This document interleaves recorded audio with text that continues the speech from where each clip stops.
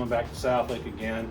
You know, in recent years, Timmons Group has been working on renewable energy projects, more specifically solar panel farms all over Virginia. We've had clients come to us saying, hey, come help us out with our solar projects, and can you do some lab tests while you're at it? Specifically, our clients are asking about this particular test here. This is called a thermal conductivity, thermal resistivity test. You may ask yourself, why is that important for a solar panel farm? Well, think about it this way. You have electrical utilities being run through the ground, and they are generating a large amount of energy. Where is that energy going to go? That energy is heat. That heat needs to be dissipated away from the electrical lines. And how readily that heat dissipates is important to our solar clients, because if too much heat is generated around these lines, it could cause damage. This allows us to determine how readily a material will dissipate heat under various moisture conditions.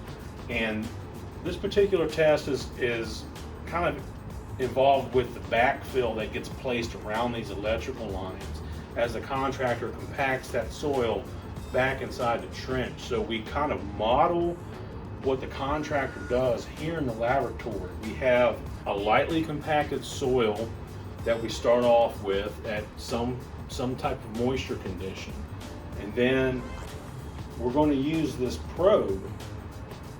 This is a thermal probe. It's only 2 millimeters in diameter. What this probe allows us to do is apply heat once it's inside the soil, and we register the heat on this meter here.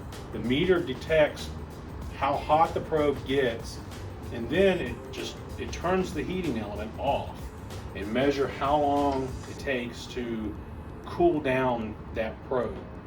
And when we collect all that data, it essentially turns into a thermal conductivity / resistivity reading.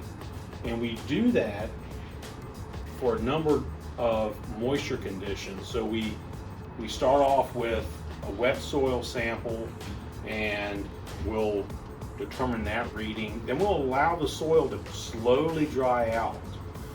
And as it dries out, we take readings at various points, and then ultimately we will take that soil and dry all the moisture out of it. So getting the very last bits of moisture out through an oven drying process.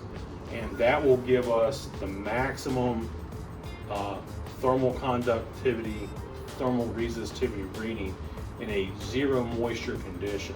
So we're going from the maximum condition all the way to what would be the lowest value for that particular soil, given the characteristics that we're modeling in the lab.